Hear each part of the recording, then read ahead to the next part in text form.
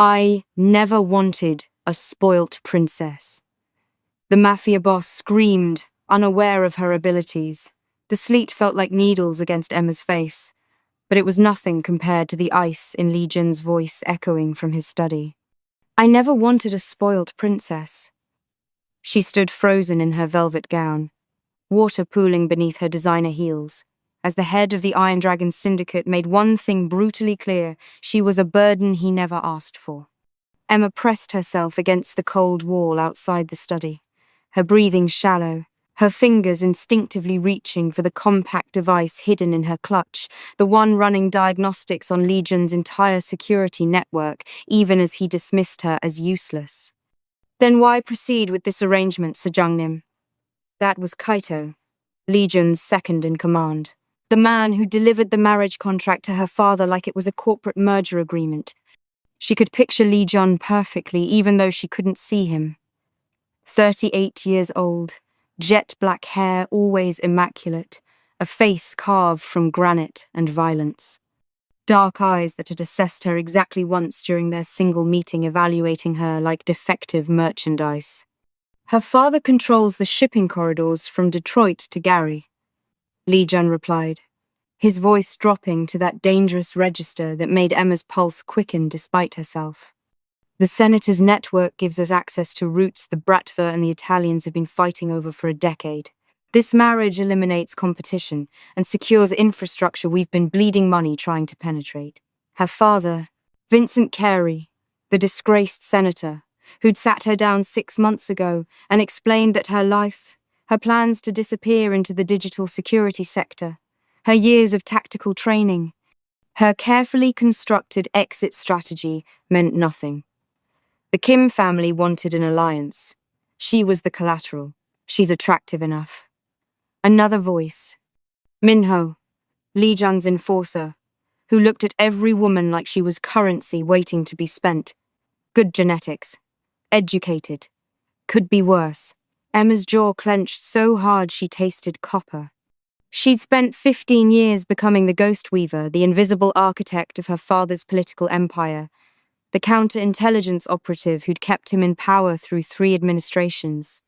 She'd dismantled rivals, neutralized threats, built digital fortresses around corrupt systems, and now she was being reduced to genetics and aesthetic appeal. Attractive isn't what I need in a wife, Lee-Jun said, and there was something bitter threading through his words, something that made Emma's fingers still on her device. I need someone I can trust in a war room. Someone who understands that this life is built on blood and strategy, not champagne brunches and charity galas. Not some sheltered political princess who thinks organized crime is what she's seen in Netflix dramas. The injustice stole her breath. Sheltered, she'd watched her mother disappear into depression and prescription pills, had seen what this life did to women who entered it without weapons. She'd spent her entire childhood studying her father's enemies, learning their patterns, teaching herself to be useful enough to survive.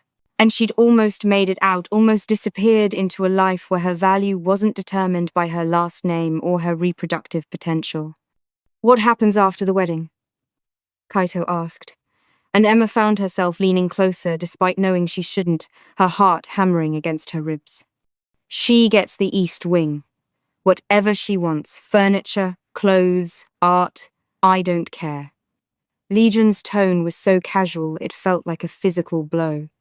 As long as she stays out of my business and doesn't interfere with operations, she can redecorate to her heart's content. I'll fulfill my obligations, nothing more. Something inside Emma fractured. Not her heart, she'd never been naive enough to expect love from an arranged marriage to a man like this. But her dignity, her sense of self, the stubborn part of her that had hoped for at least basic respect, maybe even the possibility of partnership.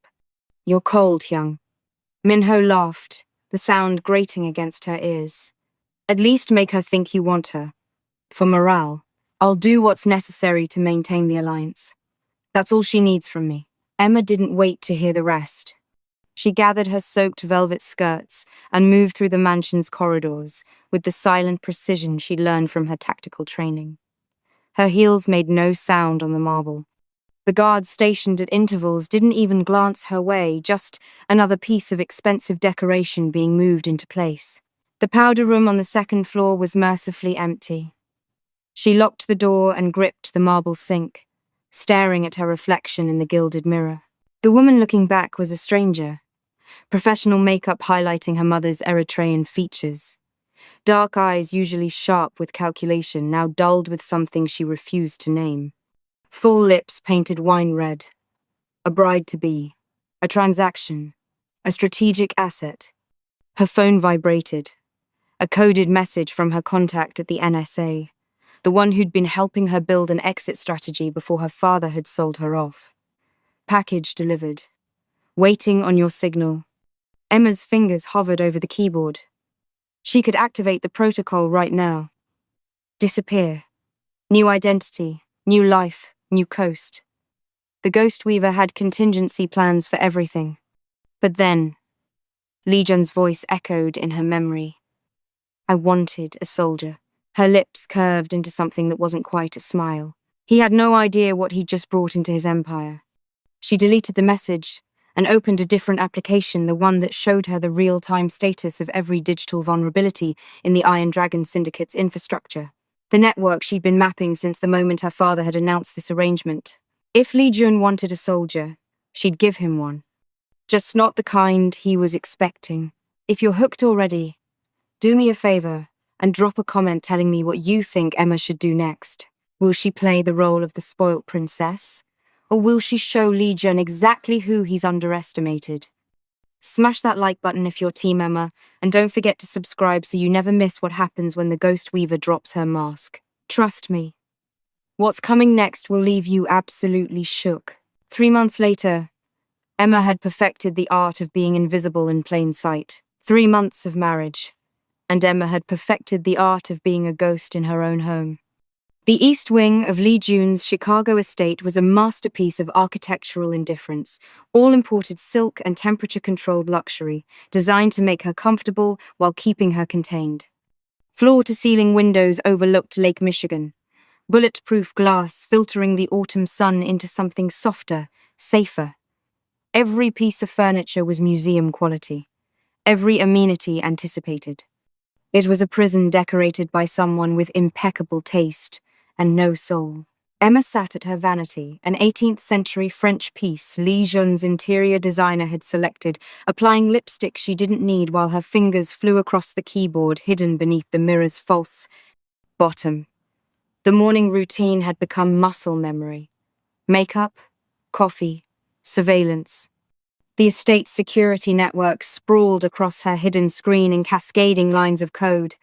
63 cameras, 42 motion sensors, 18 guards on rotation, and one glaring vulnerability in the server room that Lee-Jun's expensive cybersecurity team had somehow missed. She'd found it on day 4. She'd been exploiting it ever since. Mrs. Kim. The knock was perfunctory, followed immediately by the door opening. Kaito didn't wait for permission, he never did. Mr. Kim requests your presence at dinner tonight. The Nakamura family will be in attendance. Emma met his eyes in the mirror, her expression perfectly calibrated. Polite, vacant, harmless. Of course. What time should I be ready? 7. Formal dress. His gaze swept the room, taking in the scattered shopping bags from Michigan Avenue, the untouched books on the nightstand, the fresh flowers she'd insisted on having delivered daily, creating the exact impression she wanted. Spoilt, shallow, expensive. I'll need to call my stylist, she said, injecting just enough breathiness into her voice. I'm not sure the Valentino is appropriate for Japanese associates. Maybe the Dior? Something flickered in Kaito's expression, dismissal, maybe contempt. Perfect. Whatever you prefer, Mrs. Kim. He turned to leave, then paused. Mr. Kim also wanted me to remind you that business discussions are not appropriate dinner conversation. Translation: look pretty, stay quiet, don't embarrass him. Of course, Emma said, already turning back to her reflection. I wouldn't dream of interfering. The moment the door closed, her mask dropped. She pulled up the surveillance feed from Lee-Jun's study, where he'd been locked in video conferences since dawn. His face was drawn, exhausted in a way she'd never seen during their brief, icy interactions. The man was bleeding from somewhere invisible, and he was too proud to show it. Good. Let him suffer a little longer. Her phone buzzed a secure message from her contact at the Port Authority. 3 shipments flagged in the last week. Coast Guards asking questions. Thought you should know. Emma's fingers stilled on the keyboard. 3 shipments. That wasn't random inspection, that was targeted intelligence. Someone was feeding information to federal agencies, creating pressure points in Lee-Jun's supply chain. She opened another window, pulling up encrypted communications she'd been intercepting from rival organizations. The Bratva had been quiet. The Italians were focused on their own territory disputes. The Sinaloa connections were solid, which meant the threat was coming from inside. A mole. Emma sat back, her mind already running probability matrices. Who had access to shipping schedules? Who would benefit from destabilizing the Iron Dragon Syndicate's logistics network? Who was positioned to fill the power vacuum if Lee-Jun's empire started hemorrhaging? The dinner tonight suddenly became more interesting. She closed her laptop and actually started getting ready, this time with purpose. If she was going to identify a traitor, she needed to watch them all in the same room, needed to see who flinched when the pressure mounted. The Dior gown was perfect black silk that whispered against her skin, a neckline just low enough to be distracting, sleeves that concealed the slight calluses on her fingers from weapons training. She'd learned years ago that men saw what they expected to see. A beautiful woman in an expensive dress was automatically categorized as ornamental. Their blindness was her advantage. By 7, she was descending the curved staircase, one hand trailing along the marble banister, every movement calculated to project elegance and complete lack of threat. Lee-Jun was waiting in the foyer, impeccable in a charcoal suit that probably cost more than a luxury sedan.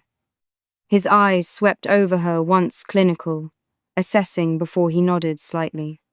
"You look acceptable," he said, the closest thing to a compliment she'd received in 3 months. "Thank you," she replied, her voice soft, deferential. Everything he expected from the princess he'd never wanted. His jaw tightened almost imperceptibly. Good. Let him feel the weight of his own dismissal. The dining room had been transformed into something that belonged in a design magazine, candles, orchids, place settings that probably required a manual. The Nakamura family was already seated. Takeshi Nakamura, his wife Yuki, and their son Hiroshi, who looked at Emma with the kind of interest that made her skin crawl. "Ah, the famous bride," Takeshi said, rising to greet them. "Lee-Jun has been keeping you hidden away. We were beginning to think you were a myth."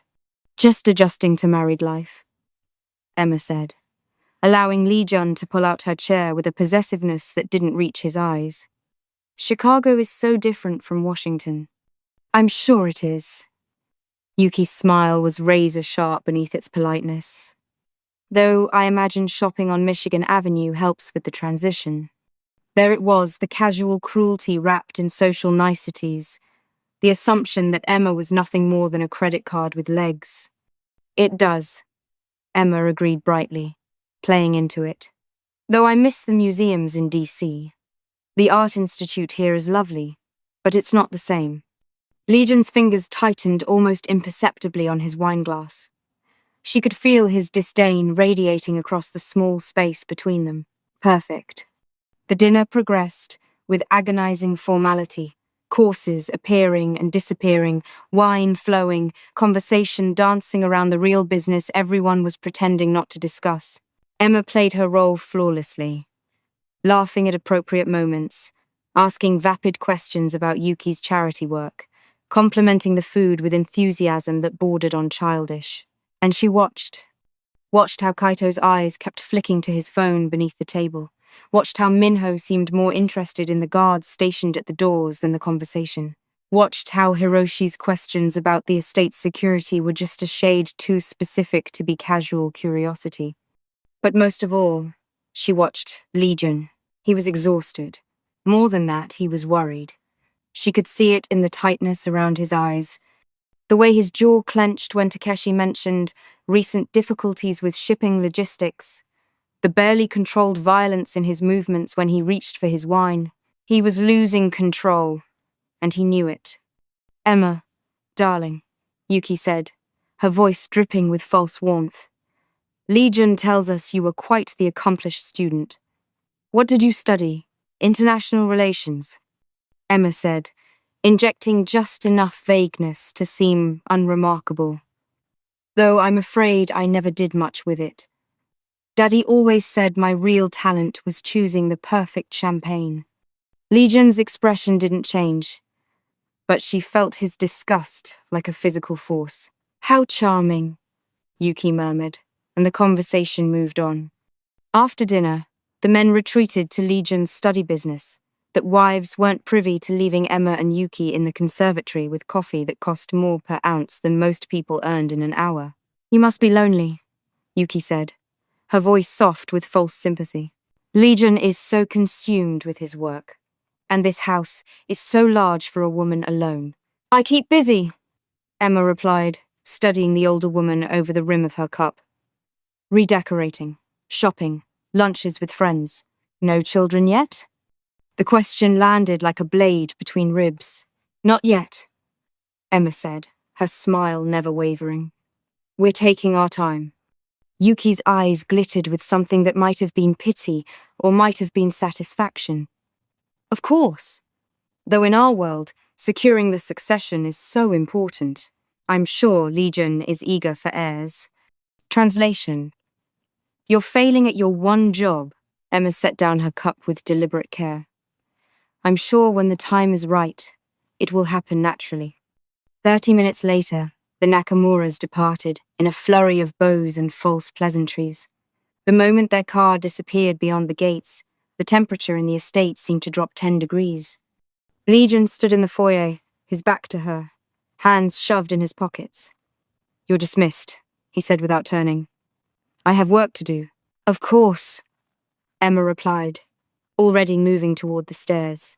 "And Emma—" She paused, looking back. His eyes were cold, distant, completely unreadable.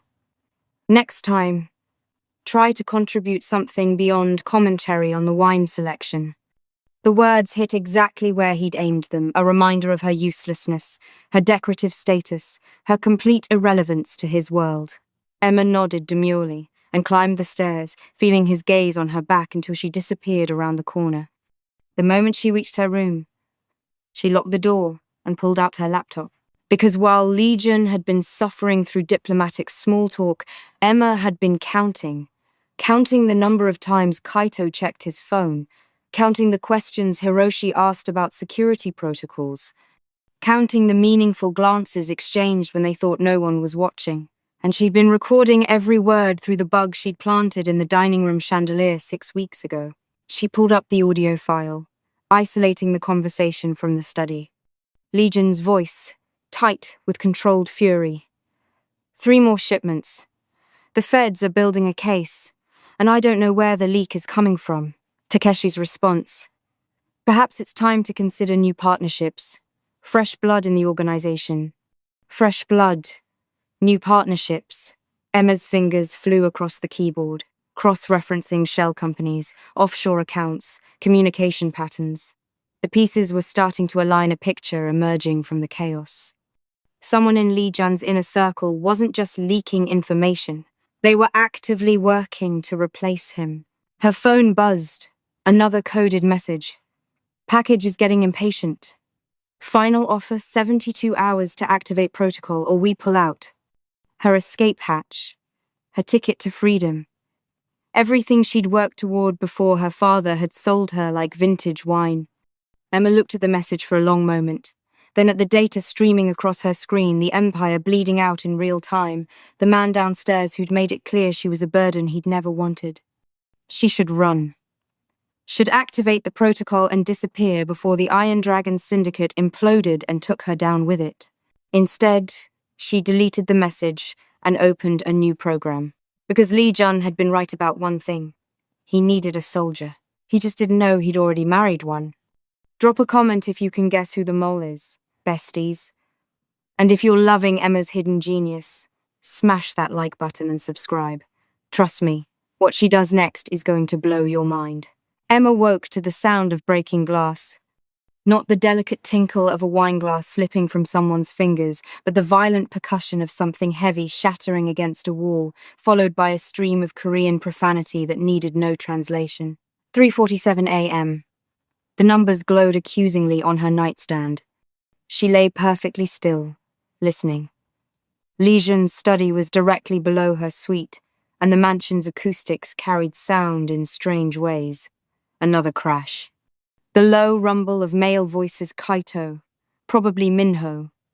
The kind of controlled chaos that meant something had gone catastrophically wrong. Emma counted to 60, then slipped out of bed. The silk robe she pulled on was part of the costume, delicate, expensive, utterly impractical. But the device she palmed from her nightstand drawer was military grade, encrypted, untraceable, capable of accessing every digital system in the estate. She moved to her door soundlessly, easing it open just enough to hear better. Cannot afford another loss like this. Kaito's voice, strained with an emotion she'd never heard from him before. Fear, I'm aware. Lee-Jun's voice was deadly quiet, the kind of quiet that preceded violence.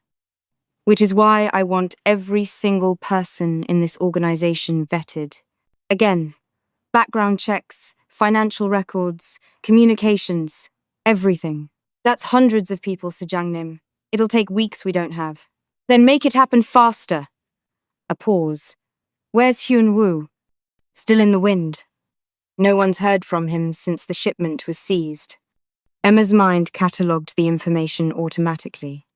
Hyun-woo. Mid-level logistics coordinator, access to shipping schedules and port contacts. Disappeared the same night a shipment was intercepted. Too obvious to be the real mole. A scapegoat, maybe. Or a loose end being tied off. I want him found, Lee-Jun said. Alive, if possible. Dead, if necessary. But I want to know who he was talking to. Already on it. Minho has teams covering his known associates. Good. And double the security on. He stopped abruptly. Is Emma still awake? Emma's heart stuttered. I don't think so, Sejangnim. Her wing's been dark since 10. A pause that felt like eternity. Check anyway. I don't want her accidentally overhearing something she shouldn't. Footsteps approaching the stairs. Emma moved like smoke, easing her door closed and diving back into bed. She had exactly 15 seconds before Kaito reached her floor. She slowed her breathing, relaxed her features, positioned herself in the artless sprawl of someone deep in sleep. The door opened with a soft click. She felt his eyes on her through the darkness, assessing, calculating, testing. She didn't move, didn't let her breathing change.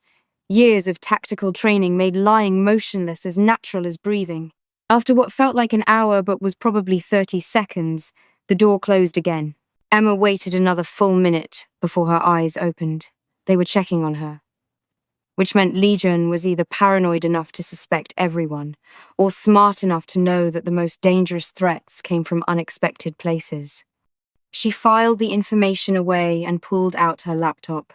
The encrypted server she'd built was hidden behind 7 layers of security that would make the NSA proud. Inside was everything she'd collected over 3 months. Financial transactions, communication logs, movement patterns, association maps, the complete digital skeleton of the Iron Dragon Syndicate. And bleeding through it all, like poison in the bloodstream, was a pattern. Emma pulled up the timeline of incidents. Shipments seized, raids tipped off, deals that fell through at the last moment. 6 events in 3 months. Each one escalating in severity. Each one costing Lee-Jun money, territory, reputation. But here was the interesting part. The incidents weren't random. They were strategic, calculated to create maximum pressure without triggering all-out war. Whoever was orchestrating this wanted Lee-Jun weakened, not destroyed. At least, not yet. She cross-referenced the timing with personnel schedules. Who had access to information before each incident? Who was in the right place at the right time? 3 names appeared in every intersection. Kaito, Minho, and Emma's fingers froze on the keyboard. No, she ran the analysis again, checking her methodology. The result was the same. The 3rd name was Jung-ho, Lee-Jun's oldest friend. The man who'd stood beside him when he built the Iron Dragon Syndicate from nothing. His most trusted advisor. The man who'd been encouraging Lee-Jun to view Emma as a useless burden from day one. Her mind raced through the implications. If Jung-ho was the mole, he had access to everything. Financial records, strategic plans, personnel information. He could have been feeding intelligence to rivals for months, maybe years, positioning himself to take over when Lee-Jun's empire collapsed. And he'd been pushing Lee-Jun to isolate Emma, to dismiss her as irrelevant, keeping her sidelined and harmless. Except she'd never been harmless. She'd been watching, learning, building her own intelligence network while everyone assumed she was shopping. Emma sat back, her heart pounding with something that felt dangerously like vindication. She had the information Lee-Jun needed, could hand him the mole wrapped in digital evidence so airtight even Jung-ho's 20-year friendship wouldn't save him. The question was, what would that cost her?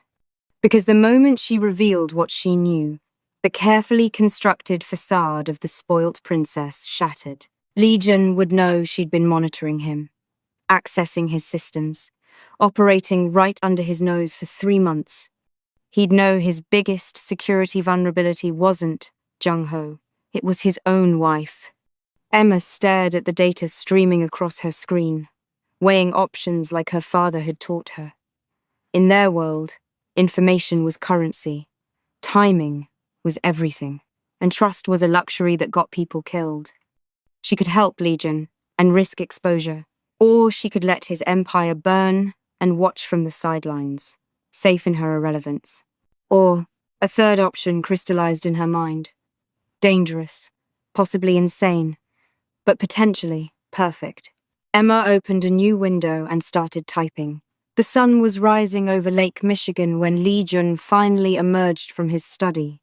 Emma watched him from her position at the breakfast table, noting the exhaustion carved into his features, the tension in his shoulders, the way his eyes swept the room like he was cataloguing threats. He paused when he saw her, surprise flickering across his face before the mask slammed back into place. "You're up early. Couldn't sleep," she said, keeping her voice light. "I thought I heard something last night. Is everything all right?" His expression hardened. "Nothing you need to concern yourself with." Of course not. Because she was just decoration. Just the princess in the gilded cage. Emma took a delicate sip of her coffee imported from some boutique roaster, probably obscenely expensive, and studied him over the rim. "You look exhausted. Are you sure there's nothing I can do to help?" The look he gave her could have frozen the lake. "Unless you've suddenly developed expertise in logistics and security, I think I can manage." She let the insult land without reaction, her expression remaining perfectly pleasant. "Of course. I was just trying to be supportive." He moved to the coffee service, pouring himself something strong and black that he downed like medicine. "Support me by staying out of the way. I have enough problems without worrying about you accidentally interfering with business you don't understand." Each word was a calculated strike, a reminder of her uselessness, her irrelevance. Emma set down her cup with exquisite care. "I understand more than you think." "Do you?" He turned to face her fully, and there was something almost cruel in his eyes. "Tell me, Emma, what do you understand about running an organization that moves millions in product every week? About managing territory disputes and federal investigations and rival families looking for any sign of weakness? What could you possibly contribute beyond your father's political connections?" She could have told him about the mole eating his organization from the inside. Could have laid out the evidence in spreadsheets and intercepted communications. Could have proven that she understood his world better than he ever imagined. Instead, she smiled softly, helplessly, exactly as he expected. "You're right," she said quietly. "I don't understand any of that. I'm sorry for bothering you." Something flickered in his expression. Was it disappointment? Confirmation of his low expectations? Before he turned away. "I'll be working late again tonight. Don't wait up." He left without another word, taking his coffee and his contempt with him. Emma sat in the crystalline silence of the breakfast room, sunlight streaming through bulletproof windows, surrounded by luxury she'd never asked for, and she smiled. Because Lee-Jun had just made this so much easier. She pulled out her phone and opened an encrypted messaging app. 3 words: package delivered, standby. Within seconds, a response. Confirmed. Awaiting your signal. Emma deleted the exchange and finished her breakfast with the calm of someone who'd just made a decision that would change everything. If Lee-Jun wanted to keep her in the dark, she'd let him. But she'd make sure the darkness worked in her favor. That evening, Emma did something she'd never done before. She left the East Wing.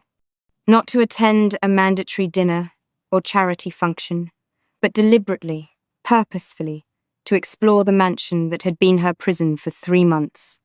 She moved through corridors lined with art she'd never really examined, past rooms she'd never been invited to enter. Guards nodded respectfully as she passed Mrs. Kim, the boss's decorative wife, harmless as expensive furniture. She found Lee-Jun's war room by accident.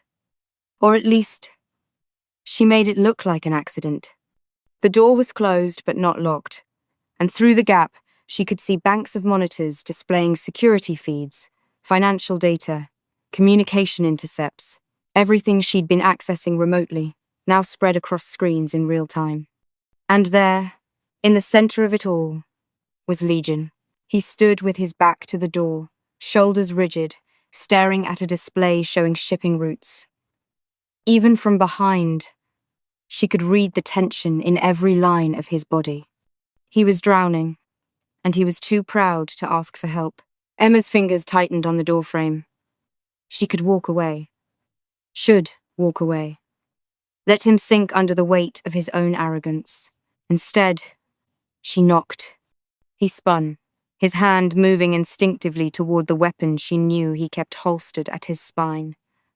"What are you doing here?" "I got lost," she said, injecting just enough uncertainty into her voice.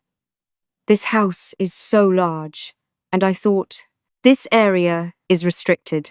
He crossed to the door in 3 strides, blocking her view of the screens. "You shouldn't be here."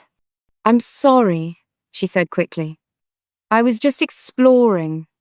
I didn't mean to intrude on." She let her eyes widen slightly, looking past him at the displays. "Is that a map of shipping routes? That's fascinating. I didn't know you." "Emma." His voice was sharp, final. "This isn't a tour. Go back to your wing." She let her expression fall, wounded and embarrassed. "Of course. I'm sorry." As she turned to leave, she let her eyes sweep the room one more time, cataloguing, memorizing, confirming what she'd seen on her laptop screens against the physical reality.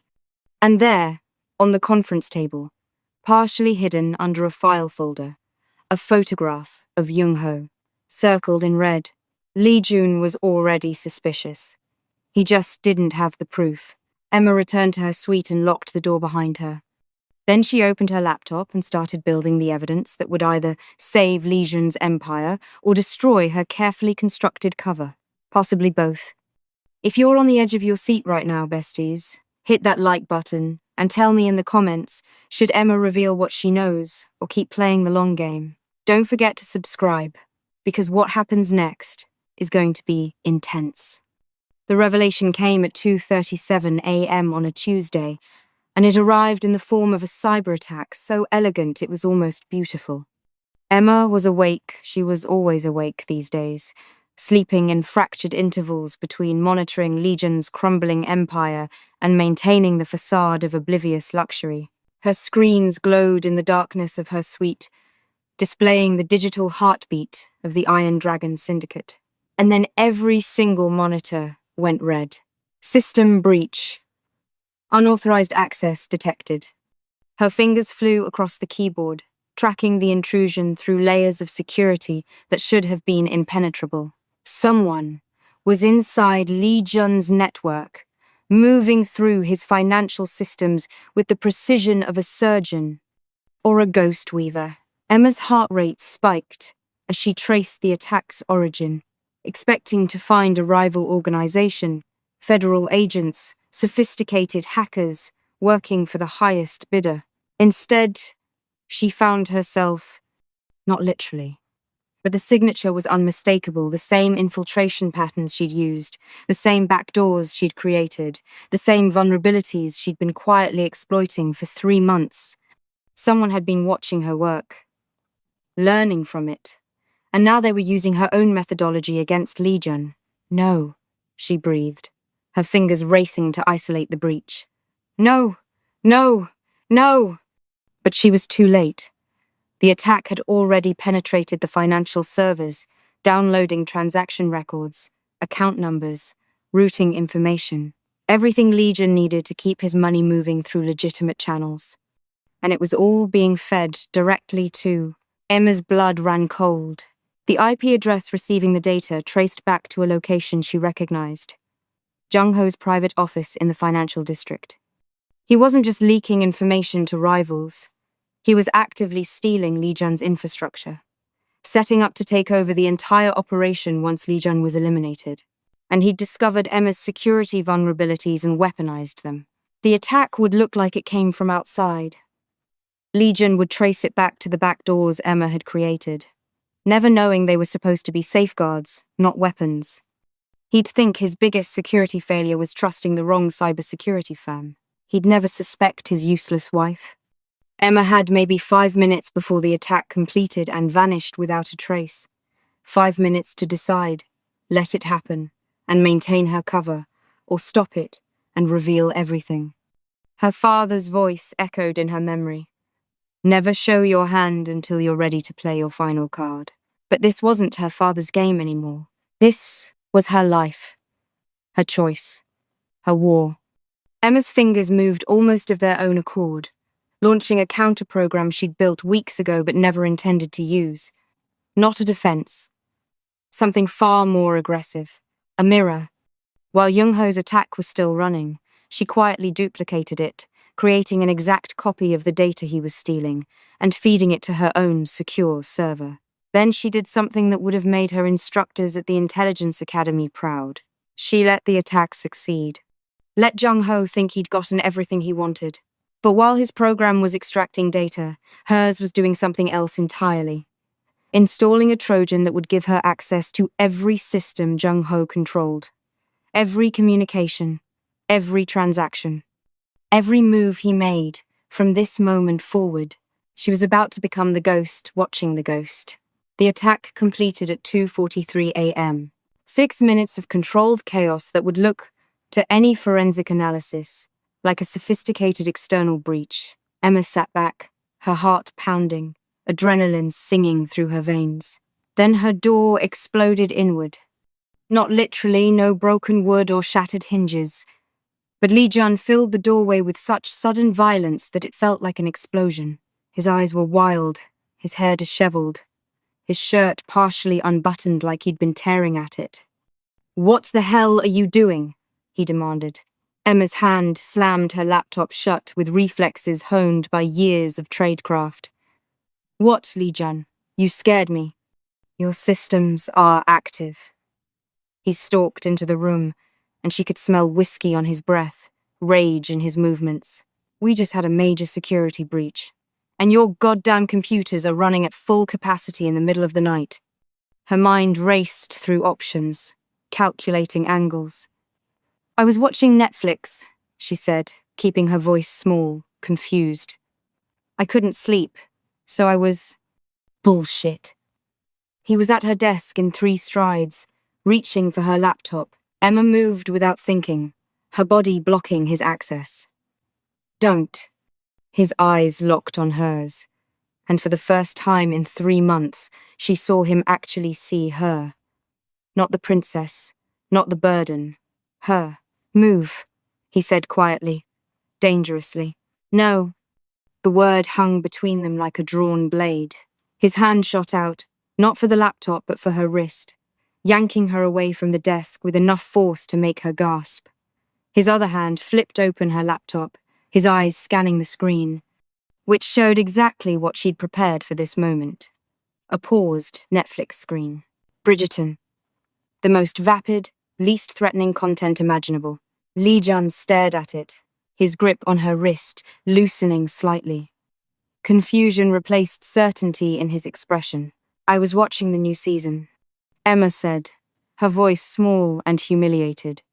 I know it's stupid, but I couldn't sleep, and She let her voice crack. You scared me. I thought something was wrong. He released her wrist, like she'd burned him. Something is wrong. We just had a major cyber attack. Millions in account information potentially compromised. Emma let her eyes widen with appropriate horror. Oh my God. Are you in danger? I'm handling it. The shutters came down again. The man who'd shown a flash of genuine emotion disappearing behind the cold strategist. But I need you to stay in your room. Don't use your computers, don't access the network, nothing until my team sweeps everything. Of course, she said quickly. Whatever you need. I'm sorry, I didn't realize. He was already turning away, his phone pressed to his ear, barking orders in Korean to someone on the other end. The door closed behind him, and Emma stood perfectly still, counting her heartbeats until she heard his footsteps retreat down the hallway.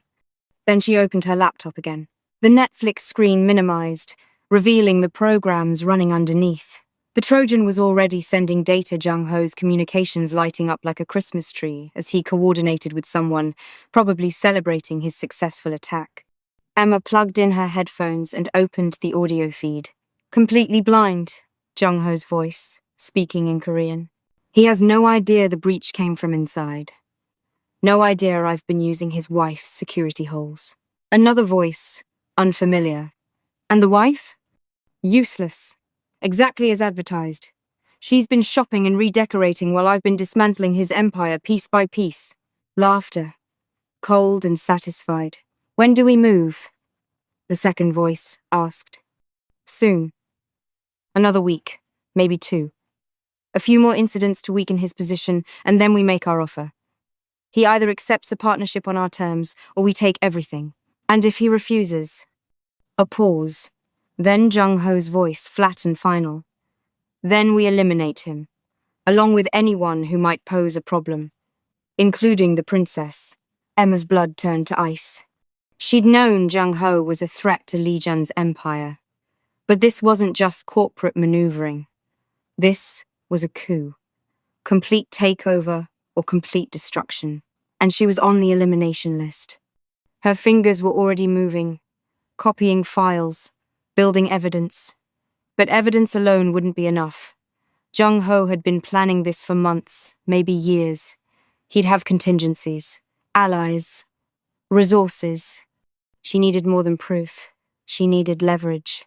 Emma opened a new window and started typing a message to her NSA contact, then stopped, her fingers hovering over the keyboard. Because involving federal agencies meant exposing everything. Lee-Jun's operations, her own illegal surveillance, the entire network she'd built. It would bring down Jung-ho, but it would also destroy the Iron Dragon Syndicate. Might even send Lee-Jun to prison. The man who'd made it clear she was a burden, who'd treated her with nothing but contempt for 3 months, who'd just grabbed her wrist hard enough to leave marks. Why should she save him? Emma stared at her reflection in the darkened laptop screen. Who was she, really? The ghost weaver who'd helped her father corrupt an entire political system? The girl who'd almost escaped to a new life? The princess trapped in a gilded cage? or something else entirely. A sound from downstairs, raised voices, the crash of furniture. Lee-Jun's rage finding physical expression. Emma closed her eyes and made a decision that terrified her more than any mission she'd ever run. She was going to save him. Not because he deserved it. Not because she owed him anything. But because somewhere in the last 3 months of watching him struggle and fail and refuse to break, she'd started to see something in Lee-Jun that reminded her of herself.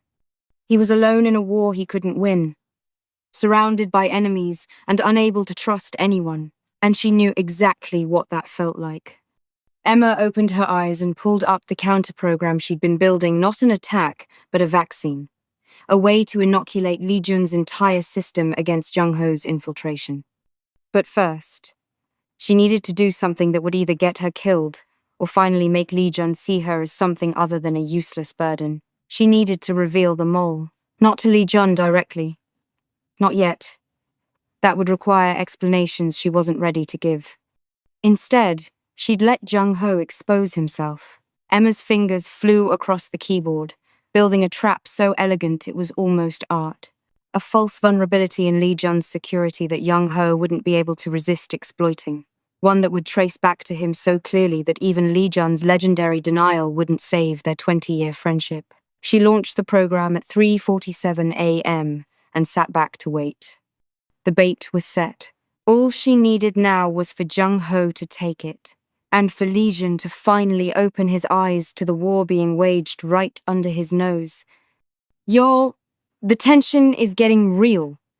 Drop a comment if you think Emma's plan will work, and smash that subscribe button if you're dying to know what happens when Jung-Ho takes the bait. Trust me, besties. What's coming next is going to leave you shook. The trap sprung at 2:15 p.m. on a Thursday, and Emma was in the middle of a charity luncheon when her phone vibrated with the alert she'd been waiting for. Jung-Ho had taken the bait. She was sitting at a table with 6 other wives of various businessmen, all of them wearing smiles as expensive as their jewelry, all of them playing the same game of elegant pretense. The conversation was about art galleries and exotic vacations, nothing real, nothing that mattered. Emma excused herself to the restroom, her hand steady on her champagne flute, despite the adrenaline flooding her system. In the marble sanctuary of the bathroom, she pulled out her phone and watched in real time as Jung-Ho's attack pierced the false vulnerability she'd created. He was going for what he thought was Lee-Jun's offshore account information, the financial nuclear codes that would give him complete control. Instead, he was downloading a program that would quietly clone every communication he'd had for the past 6 months directly to Emma's secure server, and flag his IP address in Lee-Jun's security system. Emma's lips curved into a smile that would have terrified anyone who saw it. Gotcha. She was washing her hands when her phone rang. Not a text, an actual call. Lee-Jun. He'd never called her before. Not once in 3 months. She answered, keeping her voice light. Hello, where are you? His voice was clipped, urgent. The charity luncheon at the Peninsula, the one for the children's hospital that you asked me to attend. A pause. Then, I need you to leave, now. Emma's spine straightened. What's wrong? Don't ask questions, Emma. Just tell your security team you're not feeling well and get back to the estate. Immediately. Lee-Jun, now. The line went dead. Emma stared at her phone, her tactical training warring with genuine confusion. Something had changed. Something beyond the trap she'd set. She returned to the luncheon just long enough to make apologies, a sudden headache, so sorry. Please continue without her, and signaled to Day, her head of security. He moved immediately, understanding in his eyes. This way, Mrs. Kim. They'd made it halfway across the peninsula's lobby when Day's hand shot out, stopping her mid-step. Wait, he breathed. Emma followed his gaze to the street outside. 3 black SUVs had pulled up to the valet stand. Wrong angle, wrong spacing, wrong everything. Back entrance, Day said quietly, his hand moving to the weapon concealed beneath his jacket. Now. But they were already moving. The SUV doors opened and men poured out, not the subtle professionals Lee-Jun employed, but something cruder, more violent. Bratva, Emma's mind supplied. Russian mob. Run, Day ordered. Emma ran. Years of conditioning kicked in, she kicked off her Louboutins mid-stride, gathering her dress to free her legs, moving with the efficiency of someone who'd trained for exactly this scenario. Day was at her back, speaking rapid-fire Korean into his comm unit, calling for backup that might not arrive in time. They burst through the service entrance into the alley behind the hotel. A car was already waiting, Lee-Jun's contingency plans apparently extended to his useless wife. Emma dove into the back seat as Day slammed the door and the driver, Jin, one of Lee-Jun's most trusted men, gunned the engine. Tires squealed, horns blared, and then came the sound that made Emma's blood freeze. Gunfire. The rear window exploded inward, safety glass showering over her. Jin jerked the wheel hard right, throwing them into a side street as Day returned fire from the passenger window. This wasn't a kidnapping attempt. This was an execution. Get down! Day roared. Emma was already moving, her body flat against the seat, her mind cataloguing details with cold precision. 3 vehicles in pursuit, professional shooters, coordinated attack.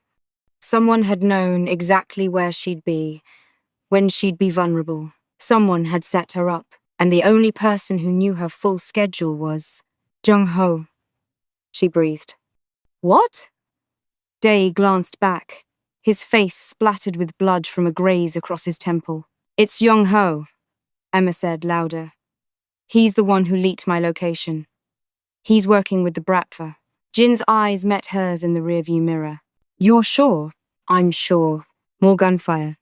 The car shuddered as bullets punched through metal. Jin took another hard turn, throwing them onto Michigan Avenue, crowded, public, witnesses everywhere. The pursuing vehicles didn't care. They were closing in, boxing them in. We're not going to make it to the estate, Jin said grimly. The warehouse district, Emma said, her voice steadier than she felt. Lee-Jun has the fortified facility on. I know where it is. Jin cut her off, yanking the wheel again. They careened through traffic, civilian cars scattering like frightened birds. The Chicago PD would be responding soon, but that might make things worse. The last thing Lee-Jun needed was a shootout that made national news. Emma's phone buzzed. Lee-Jun, are you... He didn't finish the sentence. She could hear the strain in his voice, the barely controlled violence. Tell me you're okay. I'm fine, she said, ducking as another window shattered. We're heading to the warehouse. Jin and Day. I know. I'm tracking you. A pause. Emma, listen to me. The warehouse is compromised. Jung-ho gave them the access codes. Her heart stopped. What? He's been planning this. Using you as bait to draw out my security teams. I need you to... Static crackled. Different location. I'm sending... The line went dead.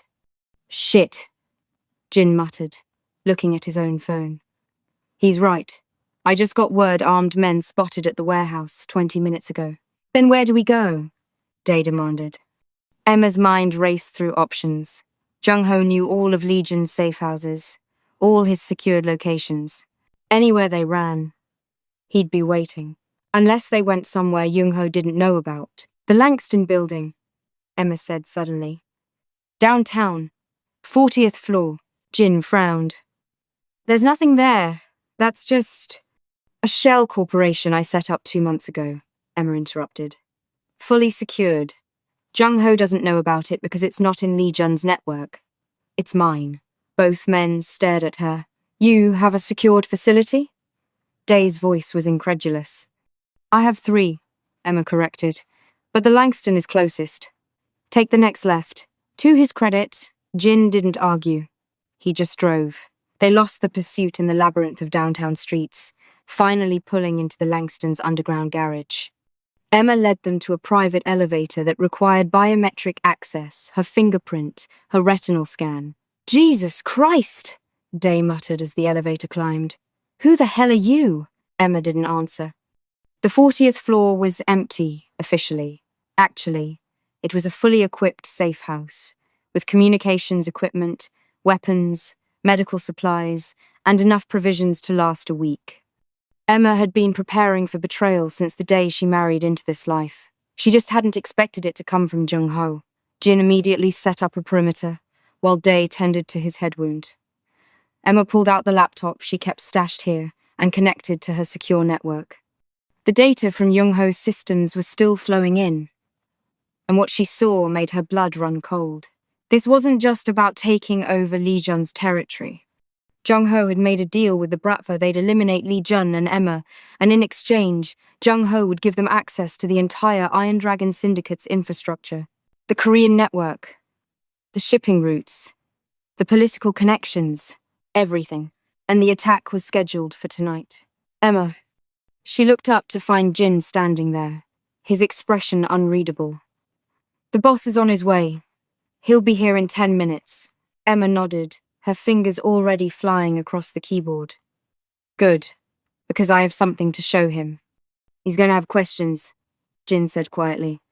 About this place. About how you knew Jung-ho was the mole. About what else you've been hiding. I know. Are you ready for that conversation? Emma looked at the data on her screen, evidence of Jung-ho's betrayal, proof of the Bratva's involvement, the complete architecture of a coup 3 months in the making. No, she admitted. But it doesn't matter anymore. Because in approximately 6 hours, Jung-ho was going to make his move. And Emma had a choice. Maintain her cover and probably die, or show Lee-Jun exactly who his useless wife really was. The Ghost Weaver was about to step out of the shadows. And God help anyone who got in her way. Besties, if your heart is racing right now, Sam, drop a comment telling me if you think Lee-Jun is ready for the truth. And don't forget to smash that subscribe button. I'm not to do this fraud. Need. Lee-Jun murmured against her throat. What you want. Emma's fingers tangled in his hair. You. Just you. Honest and real. And yours, he finished. I'm yours, Emma. If you'll have me. She pulled back enough to meet his eyes. That sounds like surrender. It is, he agreed.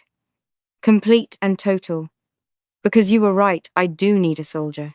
But more than that, I need you. My partner. My queen. The woman who sees me and doesn't run. Emma's heart was doing something impossible in her chest. You're not what I expected. Neither are you, Lee-Jun said. You're so much better.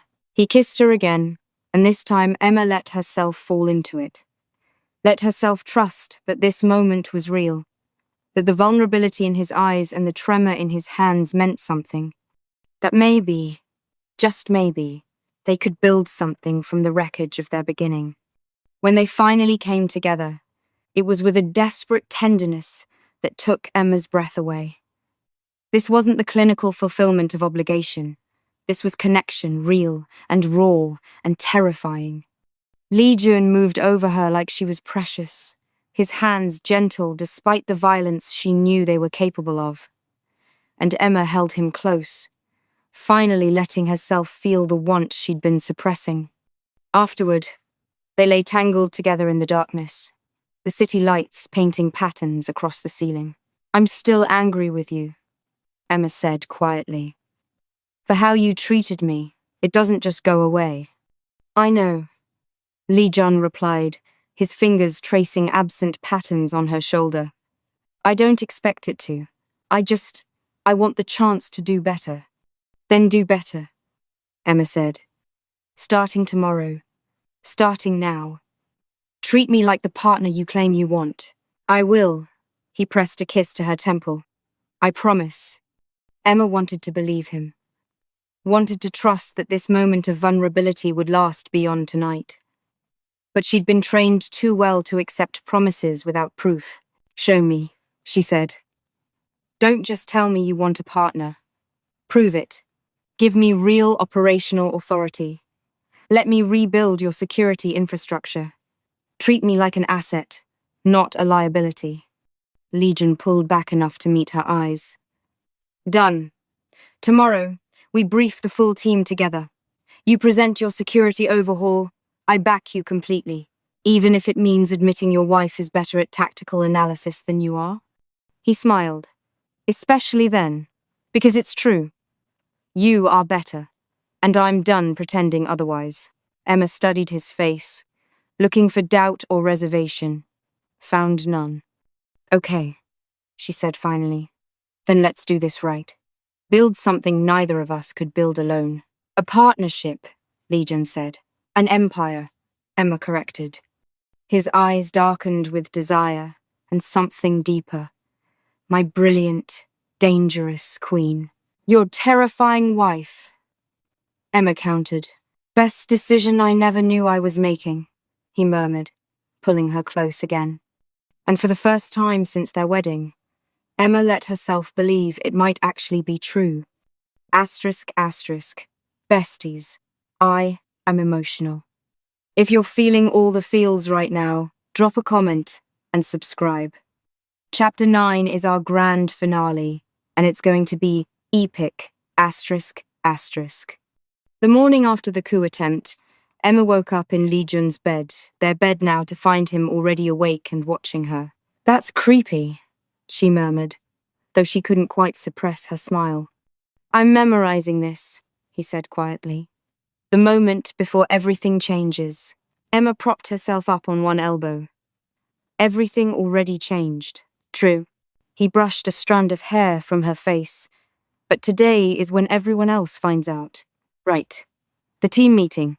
The full briefing where Emma would step out of the shadows and into her actual role. Where the princess would die and the ghost weaver would rise. Nervous? Lee-Jun asked. Terrified, Emma admitted. Your people have spent 3 months thinking I'm useless. Convincing them otherwise is going to be my job, Lee-Jun interrupted. Let me handle the politics. You just be yourself. That's what terrifies me, Emma said honestly.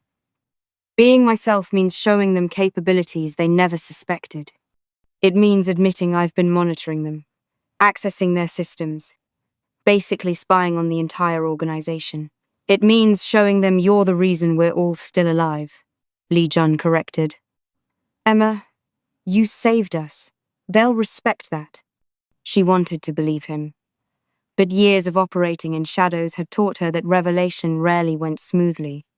2 hours later, Emma stood outside the war room in a tailored suit that screamed competence rather than decoration. Her hair was pulled back severely. No jewelry except her wedding ring. Everything about her appearance designed to communicate authority. She looked like someone who belonged in a war room. Lee-Jun appeared at her side, impeccable as always. Ready? No, Emma said honestly. But let's do it anyway. He took her hand, a simple gesture that spoke volumes. Partnership, unity, support. Together, they walked into the war room. The conversation died instantly. Kaito, Minho, and 15 other high-level members of the Iron Dragon Syndicate stared at Emma with varying degrees of confusion. She'd never been included in strategic meetings before. Her presence was unprecedented. Good morning, Lee-Jun said, his voice carrying the absolute authority of someone who commanded through respect and fear. I'm sure you're all wondering why Emma is here. Uncomfortable silence. Let me clarify, Lee-Jun continued. Last night's coup attempt was prevented because of intelligence gathered and analyzed by Emma. The security infrastructure that trapped Jung-Ho's people. Emma's design. The real-time tracking of hostile forces. Emma's systems. The tactical counter-operation that saved all our lives. Emma's plan. You could have heard a pin drop. For the past 3 months, Lee-Jun said, while you all assumed my wife was shopping and redecorating, she was actually running counterintelligence operations. She identified Jung-Ho as a mole, traced his connections to the Bratva, and built the evidence that's currently ensuring he'll spend the rest of his life in a cell. Kaito was staring at Emma like she'd grown a second head. Mrs. Kim, Is the ghost Weaver, Lee-Jun interrupted. The same operative who kept Senator Carrey in power for 7 years.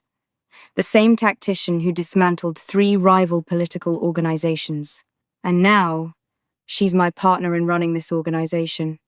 Emma stepped forward, her voice calm and professional. I've spent the last 3 months conducting a complete audit of our security systems. I've identified 47 vulnerabilities, eliminated 33 potential threats, and built a new infrastructure that will make us nearly impossible to infiltrate. She pulled up displays on the main screens, detailed analyses, security protocols, threat assessments. Work that would have taken a team of experts months to compile. I'm presenting this now because, as of today, I'm taking over as head of organizational security, Emma continued. All security personnel will report to me. All protocols will be updated according to my specifications. And anyone who has a problem with that, she met each person's eyes in turn, can leave now. Nobody moved. Good, Emma said. Then let's talk about how we're going to make sure what happened last night never happens again. For the next 2 hours, Emma presented a security overhaul so comprehensive it was almost beautiful. She detailed every weakness Jung-ho had exploited, every gap in their defenses, every point of vulnerability, and she provided solutions for all of them. By the time she finished, the room was silent, with a different quality, not confusion or doubt, but respect. Questions? Emma asked. Kaito raised his hand slowly. Mrs. Kim, should we call you? Emma is fine, she said. Or Director of Security, if you want to be formal. Emma, Kaito tried again. This level of infiltration, you had access to everything. Personal communications, financial records, movement patterns. Why didn't you... He seemed to struggle with the question. Why didn't you use it against us? Against Lee-Jun? Because I'm not your enemy, Emma said simply. I never was. I was protecting what's mine. This organization, these operations, they're my inheritance too. I wasn't about to let Jung-ho or anyone else destroy it. And the monitoring, Minho asked. You're still doing it? Yes, Emma said bluntly. And I'll continue doing it. Because it's how I keep us safe. How I identify threats before they become problems. If anyone here has an issue with that, now's the time to speak up. More silence. Excellent, Emma said. Then let's move on to implementation. Kaito, I need you to coordinate with our external security contractors. Minho, you're in charge of physical security updates. I want new protocols in place by end of week. She continued delegating tasks with the ease of someone who'd been doing this for years, because she had been just not in this organization. When the meeting finally ended, people filed out with new purpose, new direction. And Emma noted with satisfaction new respect. Lee-Jun waited until the room was empty before speaking. That was impressive. That was necessary, Emma corrected. They needed to see me as an asset, not a liability. They do now. He moved to her side, his hand finding the small of her back. How does it feel? Terrifying and liberating in equal measure, Emma admitted. I've never operated this openly before. Always from the shadows. Welcome to the light, Lee-Jun said. Though technically we're still pretty far from legitimate. Emma laughed. One step at a time. Over the next weeks, Emma transformed the Iron Dragon Syndicate's security from vulnerability into fortress. She implemented new protocols, vetted every single person in the organization, and built digital defenses that made their previous systems look like children's toys. And she did it all openly, as Lee-Jun's partner and equal. The change in their relationship was visible to everyone. Lee-Jun no longer dismissed her from meetings. Emma no longer pretended to care about shopping. They operated as a unit, complementary skills, unified purpose, absolute trust. It was everything their marriage should have been from the beginning. 1 month after the coup attempt, Emma sat in their bedroom, no longer Lee-Jun's room, but genuinely theirs, reviewing security reports. Lee-Jun appeared in the doorway with 2 glasses of wine. Working late? Always, Emma said, accepting the glass. We have a potential issue with the Los Angeles operations. Nothing urgent, but it needs attention. Define nothing urgent, Lee-Jun said, settling beside her. Emma pulled up the relevant files. Possible federal investigation into our shipping partners. Early stages, but I want to get ahead of it. He studied the data with the focus she'd come to appreciate. Recommendations? Diversify the partnerships. Spread risk across multiple contractors. Make us harder to target with broad investigations. Do it, Lee-Jun said immediately. You don't need my approval anymore, Emma. Security is your domain. She smiled. I know, but I like keeping you informed. Partnership, he said, echoing their constant refrain. Partnership, Emma agreed. They worked together in comfortable silence for another hour, occasionally discussing strategy or debating approaches. This had become their rhythm, nights spent building and protecting what was theirs, days spent implementing and expanding. Finally, Lee-Jun closed his laptop. I have something for you. Emma looked up, curious. He handed her a folder. Inside was a legal document partnership papers, making her an official equal owner of the Iron Dragon Syndicate. What? Emma stared at the papers. Lee-Jun, you've earned it, he said simply. More than earned it. You've rebuilt this organization from the inside out. You should own it legally as well as practically. Emma's throat was tight with emotion she didn't know how to express. This is long overdue, he interrupted. Emma, you're not just my wife or my partner. You're the reason we're still standing. The reason we're stronger than ever. This is just making the reality official. She looked at the papers again, her name listed as equal partner, equal owner, equal everything. There's one more thing, Lee-Jun said. He pulled out another document. Divorce papers. Emma's heart stopped. What? Unsigned, he clarified quickly. But available if you want them. I know our marriage started as a transaction, as something neither of us chose. And now that you have real power, real options, I wanted you to know you're free to leave if that's what you want. Emma stared at him. You're giving me an exit? I'm giving you a choice. Lee-Jun corrected. The choice you never had before. Stay because you want to, not because you're trapped. Be my partner because you choose it, not because your father sold you. For a long moment, Emma couldn't speak. Couldn't process the magnitude of what he was offering. Complete freedom, complete power, complete choice. Finally, she found her voice. And if I choose to stay, something fierce and possessive flared in Lee-Jun's eyes. Then we burn these papers and build an empire that will make every family in this city afraid to even look at us wrong. Emma picked up the divorce papers, held them for a long moment, then she calmly fed them into the shredder on her desk. I choose partnership, she said firmly. I choose building something together that neither of us could build alone. I choose you, Lee-Jun, not because I'm trapped, not because I have to, because I want to. He moved to her then, his hands framing her face with devastating gentleness. You're sure? I'm terrified, Emma admitted. But I'm sure we're better together than apart. Stronger, more dangerous, more. She searched for the right word. More everything. Lee-Jun kissed her then, and it was promise and possession, both of them finally choosing what they'd been forced into. When they finally broke apart, he rested his forehead against hers. My brilliant, terrifying queen. Your equal partner, Emma corrected. That too, he agreed. And then quieter. I love you. I should have said it before, but I know, Emma said softly. I love you too. Even when I was furious with you, even when I shouldn't have, I loved you anyway.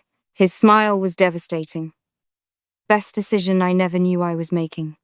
Best decision we're making now, Emma said. Together. Together. Lee-Jun agreed.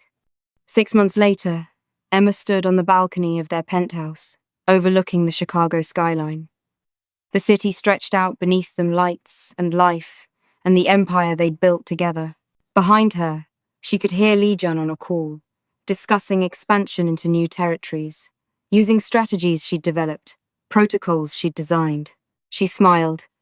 The Iron Dragon Syndicate was stronger than ever, more secure, more profitable, more feared and respected. And at the center of it all was a partnership that terrified their enemies and inspired their allies. The useless princess was dead. Long live the Ghost Weaver. Long live the Queen. Emma's phone buzzed with a message from Kaito. Asterisk. Potential threat neutralized. Just like you predicted. Asterisk. She typed back. Asterisk. Good. Keep me posted on any unusual activity. Asterisk. Her father had called last week. Apparently shocked to discover his spoilt daughter was now running one of the most powerful criminal organizations in the Midwest. Emma had told him politely to never contact her again. She didn't need his approval anymore. Didn't need anyone's approval. She was exactly who she'd always been meant to be. Lee-Jun appeared at her side, sliding an arm around her waist. What are you thinking about? How far we've come, Emma said. How different things could have been. Regrets? Not even one, Emma said honestly. You? Only that I wasted 3 months being an idiot, Lee-Jun said. But I'm making up for it now. You are, Emma agreed.